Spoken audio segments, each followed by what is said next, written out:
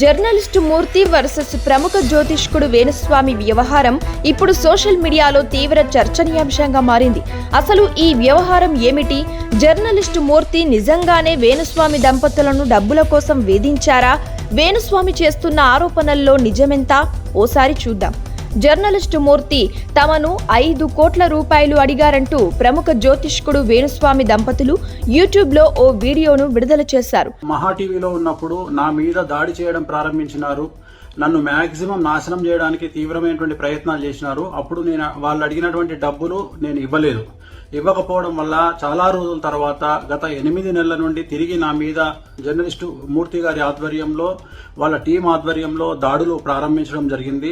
Journalist మూర్తి అనుచరుడు అమర్ మరికొంతమంది జర్నలిస్టులు ఈ మొత్తం అడిగినట్టు వేణుస్వామి దంపతులు చెప్పారు. అంతేకాదు ఓ ఆడియో టేప్ను సైతం వినిపించారు. తర్వాత తాము ఆత్మహత్య చేసుకుంటామని బెదిరింపులు కూడా ప్రారంభించారు. ఇక ఈ వ్యవహారంపై జర్నలిస్టు మూర్తి వెంటనే మీడియా ముఖంగా స్పందించారు. తాను డబ్బులు అడిగినట్టు చిన్న ఆధారం చూపించినా నడి రోడ్డుపై రాళ్లతో కొట్టి చంపాలని సవాల్ చేశారు.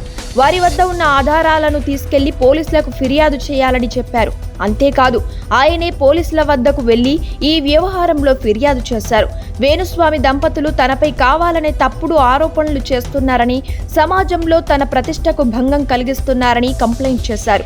కానీ ఏమైందో తెలియదు. కానీ ఈ వ్యవహారంలో వేణుస్వామి దంపతులు ఉన్నట్టుండి సైలెంట్ అయిపోయారు. అయితే దీనంతటికి కారణం వేణుస్వామి నిర్వాహకాలపై టీవీ5లో మూర్తి షో రన్ చేయడమేనని తెలుస్తుంది.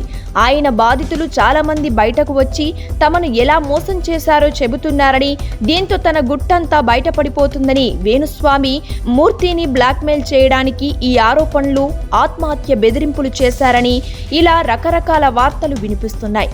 అయితే ప్రస్తుతం పోలీసులు మాత్రం ఈ వ్యవహారానికి సంబంధించిన నిజానిజాల్ని వెలికి తీసే పనిలో పడ్డారు.